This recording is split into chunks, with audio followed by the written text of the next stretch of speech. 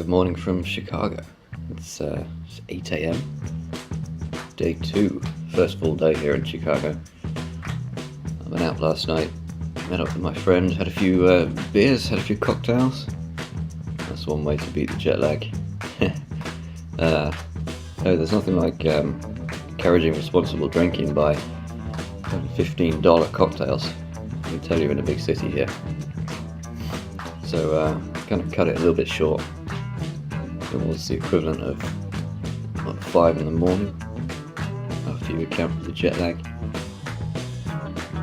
So I'm pretty tired today, and I'm sure the sleep will catch up eventually. I'm going to be taking the car out pretty soon. It's arriving at 10 a.m. We've got a little bit of time to get ready and get out on the road. Probably head down to the museum today. Go see lots of things in the museum. The U-boat in particular, German U-boat from World War II.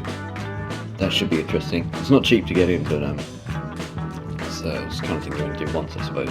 Not exactly a lot of those things around.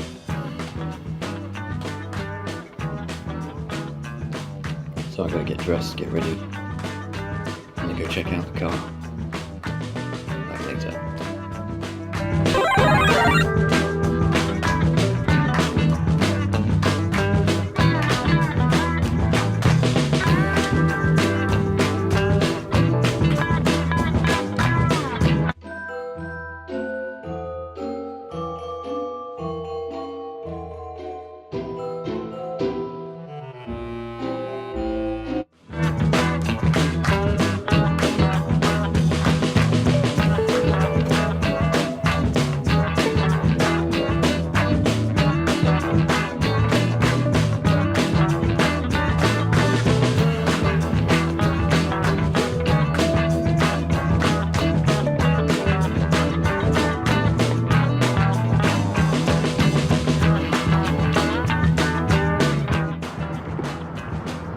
Alright, ladies and gentlemen, I'm here at Chicago Museum of Science and Industry. It's over there somewhere. I'm here to tour U505. I have my tour booked. Man, it was a hassle getting here. I couldn't understand how to get to the parking, but that's just me being British, and American parking works slightly differently. We got parked. It looks pretty cool. Go tour it.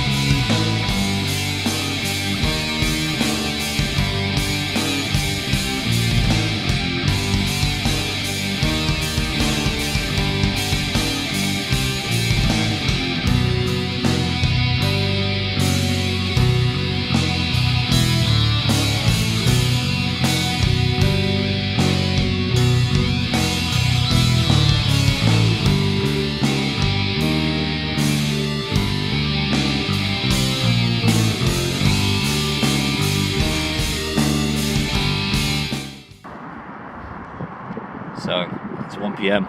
I just got out of the U-boat tour. Wow, that was pretty harrowing. I didn't know how to feel when I was going in. I had a guided tour, and one of the museum staff very kindly took me on a solo guided tour. So I got to see lots of things that would not normally be included on a guided tour, which was fascinating.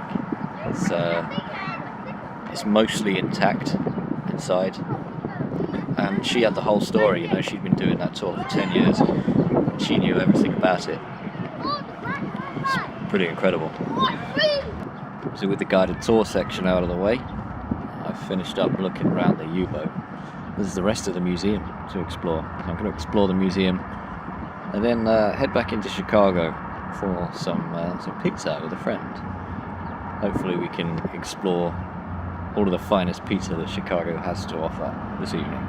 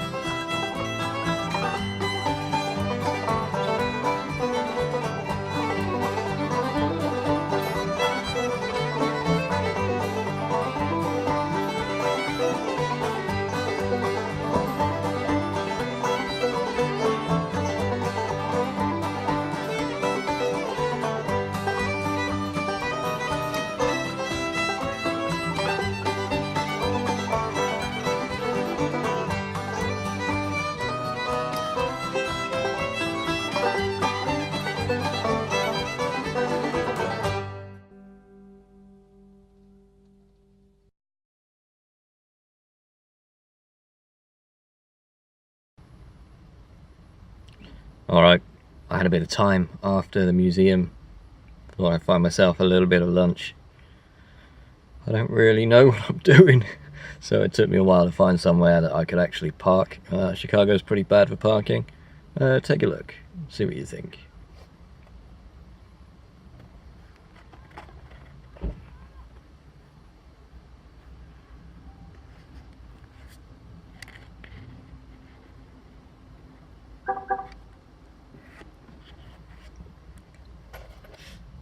I don't even know how to order stuff, or what all these places are.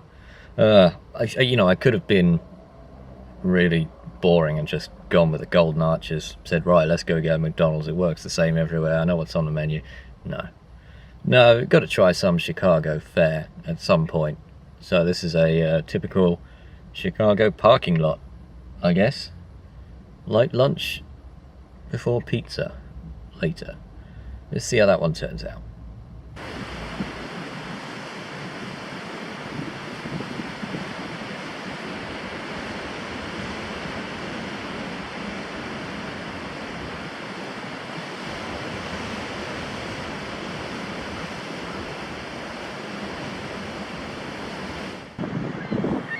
Well, you'll have to excuse the hat and sunglasses. They look a little bit ridiculous. We're at Rainbow Beach on the shores of the lake. Check this out.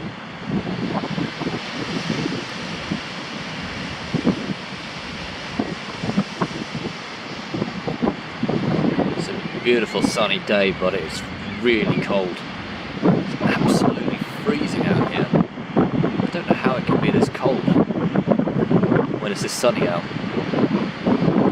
So the plan is head to a little bit further out of the city, staying outside the city tonight, and then head to Nauvoo, the Mormon settlement where John Browning, the famous machine gun maker, made his various arms. That's not the only thing to see there. Hopefully be meeting up with Slice, my Twitch friend Slice, and his wife tomorrow in Nauvoo. The driving has certainly been rather interesting. So Chicago driving seems to be a lot like London. I don't like driving in London the best of times. It's not my best introduction possible to American driving by any means. It's been really difficult. Just combine London driving with the fact that everything's on the wrong side of the road, and I have no idea what half the signs mean or why people are doing what they're doing. It's generally a free-for-all, people just driving all over the place. Parking's very difficult as well, which is why I'm down at the beach just chilling out for a little bit, because for example, $22 to park for the museum. That's before you even get into the museum, so everything has a high premium in terms of parking. So I'm hoping to head out on the road, get going down Route 66, at least the very first part. Not looking forward to doing a lot of night driving, which the first part of the trip will entail, just because I wanted to stay in Chicago for as long as possible, meet up with a few people.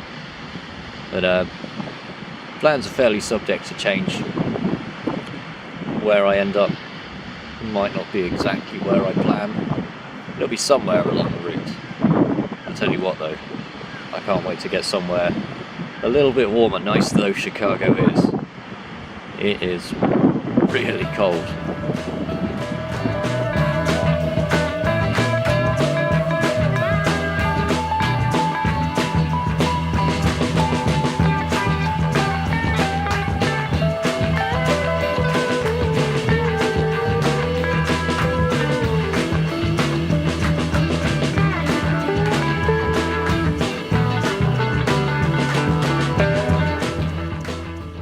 Sorry for the darkness here.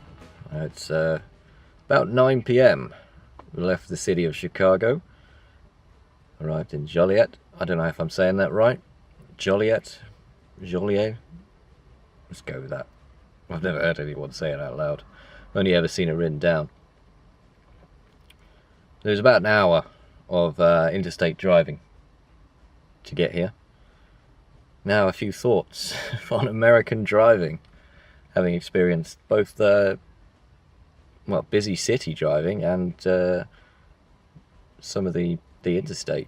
It was very busy, even at 9 PM. It only started to quieten down when I finally got towards my destination, which is only about 40 miles away from Chicago's downtown area. Pizza was good, by the way. Proper Chicago deep dish pizza. It was so filling. It was crazy. A nice 5 o'clock shadow. I can just about see that in the light. Apparently Ford don't make very bright interior lights here, so this is the best it's going to get. But yeah, definite difference in the driving style. I'm going to enter dad mode now and say everybody drives way too quickly. It's just unbelievable. So, as you know, I've done an advanced driving course. I'm a big fan of there being a speed limit and you driving out the speed limit. Most of the time, that's enough. If you need to be there quicker, leave sooner. It's that simple. There is a time for driving fast, and that's not on the road, because that's how you die or get injured. Reaction times are, even 10 miles an hour over the limit are much, much slower. Well, you have less time to react. So just about every single vehicle was bombing past me. 55 for most of it, 55 miles an hour limit. Well, alleged limit, and it just didn't exist. So a lot of people doing 70, 80 easily. Mainly, it's not like you're doing 80 miles an hour through a residential neighborhood. This is interstate, so there are some buffer zones, but still, yeah. So it's fairly intimidating driving a new car, a very powerful car, and being on the wrong side of the road, being on the wrong side of the car. American mirrors are absolutely tiny. I'm not sure if it's just this vehicle, but I just can't see anything in these mirrors. And in general, just getting used to the car, getting used to the driving style, and having that going on is fairly stressful. I've been driving for such a long time that it's not a problem. I can deal with it, but it's full on maximum concentration the whole time. So, like I said, it's about 9 p.m. I'm going to get some rest.